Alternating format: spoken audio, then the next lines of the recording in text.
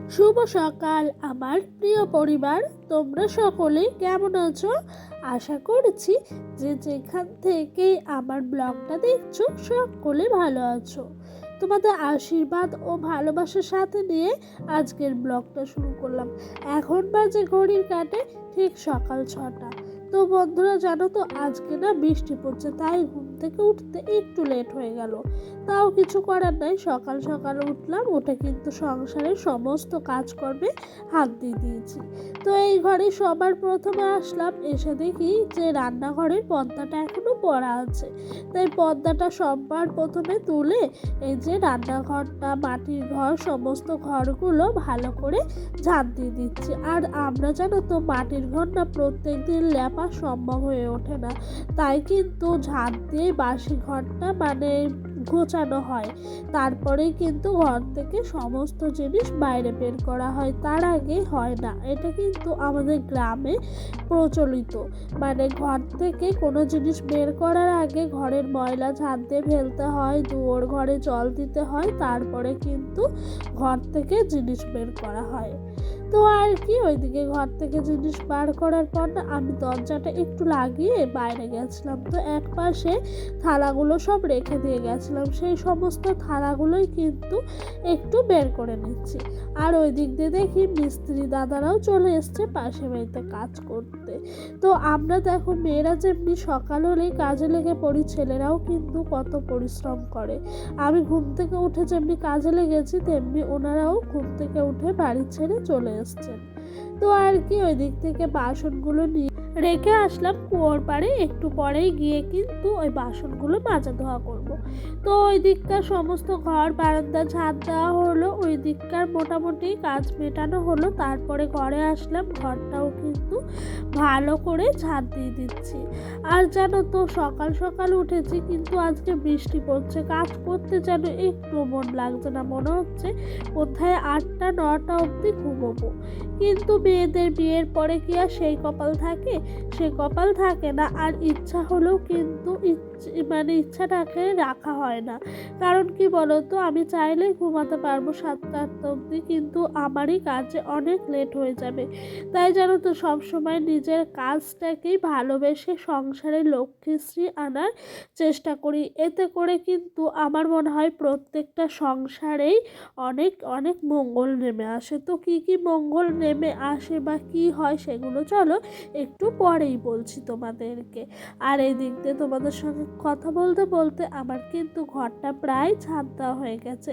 আর এই রাতের বেলা না ঝাঁট দিয়ে আমি এক পাশে রেখে দিই ঘরের। বলে নাকি যে আমাদের গ্রামে এটা প্রচলিত আছে যে ঘরের ময়লা সন্ধ্যা দেওয়ার পর বার করতেন, এতে করে নাকি ঘরের লক্ষ্মী চলে যায়। তাই জানো তো আমি সমস্ত নিয়ম কানুন মেনে চলার চেষ্টা করি। তাই আমিও সবার মতো ঘর থেকে রাতের বেলা নোংরা বের করে ফেলি না বাইরে।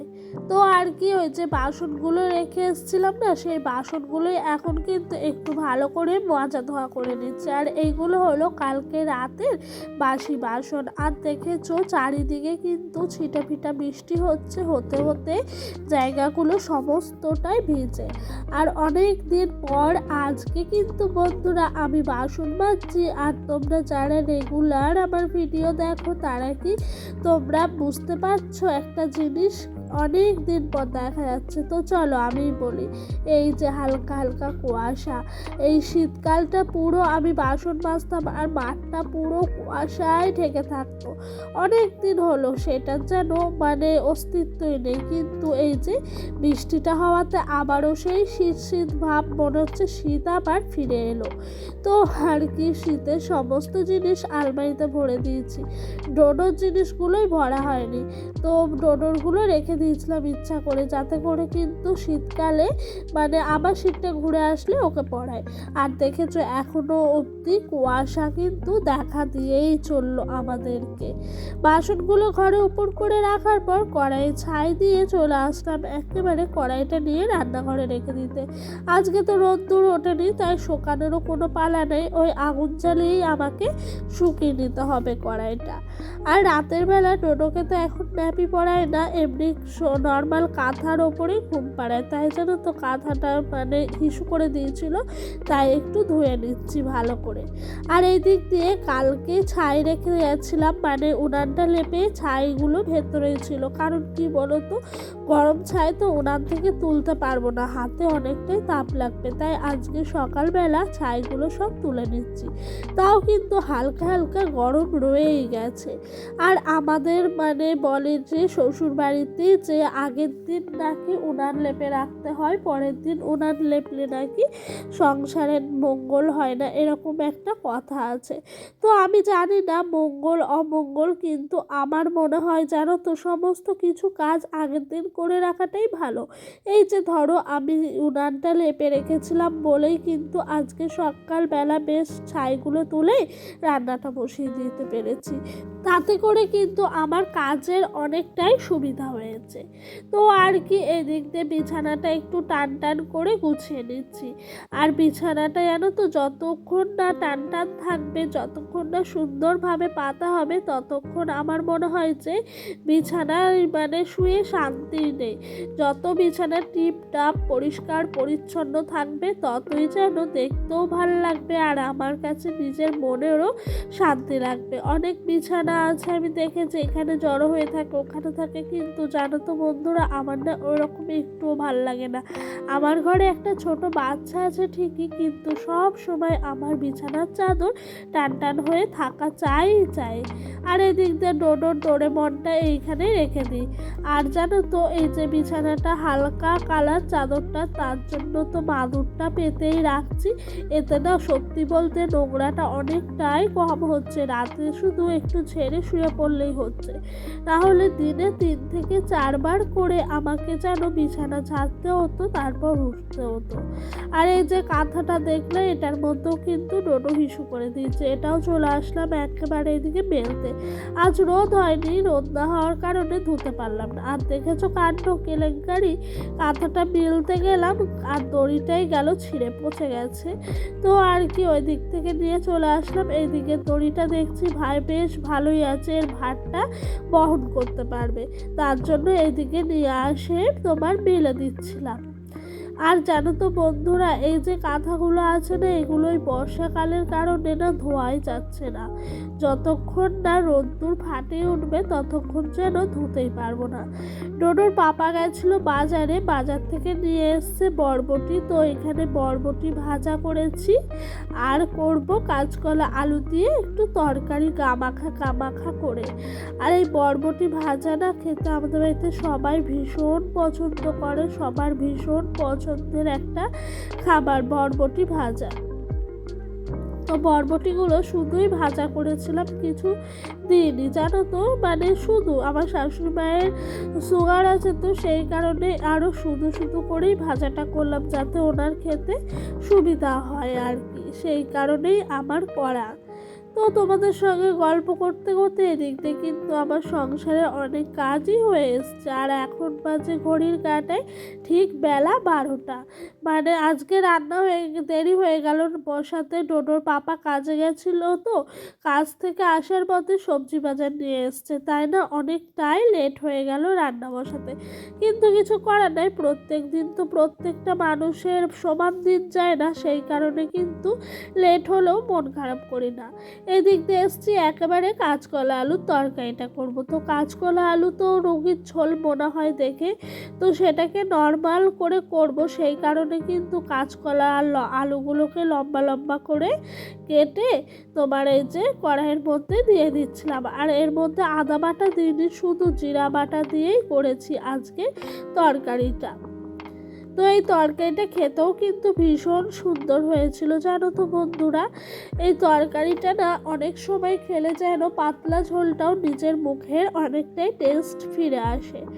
আর সংসারের সমস্ত কাজ কর্ম যদি গুছিয়ে করা হয় না, সংসারটা অনেকটাই মঙ্গল হয় আমার মনে হয়। তোমাদের সঙ্গে কথা বলতে বলতে এদিক দিয়ে আমার রান্না প্রায় হয়ে এসছে। এই তরকারিটা করার পরেই কিন্তু বসিয়ে দেবো ভাত, তাহলেই কিন্তু আমার আজকেকার রান্না সমাপ্ত। লাগতো। তো ওই দেখো তরকারিটা বেশ সুন্দর একটা কালার এসছে, এরপরে নামিয়ে দেবো। আর ডোনোর জন্য না কিছুটা তরকারি তুলে রেখেছি, ও তো এত ঝাল তরকারি খেতেই পারে না, তার জন্য কিছুটা তরকারি তুলে নামিয়ে রেখে দিয়েছি। আর এদিক দিয়ে আলু আর কাঁচকলা লম্বা লম্বা করে কেটে রেখেছি।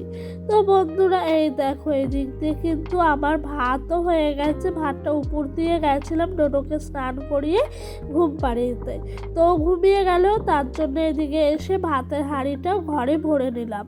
আর দেখেছো তো বন্ধুরা উনানটা না ভেঙেই যাচ্ছে রোজ রোজ, তাই একটু একটু করে উনানটা না প্রত্যেক দিন ঠিক করার চেষ্টা করি। আজকেও উনানের ভেতরে অনেক ছাই আছে, কালকে সকালেও কিন্তু আমাকে জানো তো উনানের ভেতরটা পরিষ্কার করতে হবে, তা না হলে আমি রান্না বান্না একটুও বসাতে পারবো না।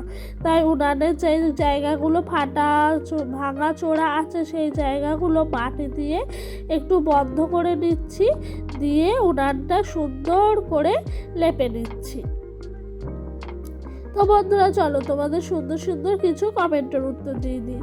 তো একজন দিদিভাই আমাকে কমেন্ট করেছে, তোমার ভিডিও প্রত্যেক দিন দেখি কিন্তু কমেন্ট করে হয় না। তো খুব ভাল লাগলো তোমার ভিডিওটা দিদিভাই, সত্যি বলতে আমারও অনেক ভালো লাগলো যে তুমি প্রত্যেক দিন ভিডিওটা দেখো কিন্তু কমেন্ট করে উঠতে পারো না। আজকে যে কমেন্টটা করলে সত্যি কথা বলতে আমার অনেক অনেক ভালো লাগলো। হয়তো কমেন্ট করে উঠতে পারো না, তো তোমার কাছে আমার ছোট্ট রিকোয়েস্ট, কমেন্ট যদি তুমি টাইপিং করার সময় না পাও তাহলে ছোট্ট করে একটা লাভ রিয়াক্ট দিয়ে যেও। তো কথা বলতে বলতে এই দেখো এদিকে এসছি কঞ্চি কাটতে। আর আমার সংসারে জানো তো লক্ষ্মীশ্রী গড়ে তোলার জন্য কিন্তু আমি দিন রাত পরিশ্রম করে যাচ্ছি, যাতে করে আমার সংসারটা একটু মঙ্গল হয়। আর সত্যি কথা বলতে সংসারটা না অনেকটাই মঙ্গল হয়। আমি দেখেছি মেয়েরা যদি সংসারে খাটাখাটনি করে একটু একটু করে বাঁচিয়ে রাখে। আর কথায় আছে বাংলায় প্রবাদ, সংসার সুখের হয় রমণীর গুণে। সত্যি বলতে কথাটা একদম বাস্তব কথা, সংসার প্রত্যেকটাই সুন্দর হয় রমণীর গুণে। আর কথা বলতে বলতে আমার কঞ্চিগুলো কাটাও হয়ে গেল, এবার কিন্তু যাব ডোডোকে একেবারে খাইয়ে দাইয়ে ঘুম পাড়িয়ে উঠেছে রাস্তায় নিয়ে বেরোবো। তো বন্ধুরা চলো আরবারও একটা সুন্দর কমেন্টের উত্তর দিয়ে দিই। তো আমাকে এবার কমেন্ট করেছে রূপা দিদিভাই, বলেছো যে কোনো কোল্ড ড্রিঙ্কসের বোতলে 3 থেকে 4টে ফুটো করে জল ভরে প্রেস করলে পরেই নাকি স্প্রের মতো হবে, কাজ করবে। তো এটা আমি একদিন চেষ্টা করবো গো, সত্যি বলতে হবে হয়তো, কিন্তু আমি চেষ্টা করব, দাঁড়াও কিছুদিনের মধ্যে একটা বোতল দেখি সেরকমভাবে পেলে আমি নিয়ে কিন্তু তোমার কথা মতো দিদিভাই একেবারে সেমভাবে আমি ট্রাই করব। তো বন্ধুরা চলো তোমরা যারা যারা এখনো অবধি আমার ব্লগটা দেখলে অনেক অনেক অনেক ভালোবাসা, আর তোমাদেরকে ছোট্ট রিকোয়েস্ট করব আমার ব্লগটা শেষ অবধি দেখে যেও, ভালো লাগলে লাইক কমেন্ট সাবস্ক্রাইব করে দিও প্লিজ। বলো দীর্ঘই হস্যু দীর্ঘ লি এ ওই ও ও হচ্ছে তারপর বলো আ হাস্যই বলো হাস্যই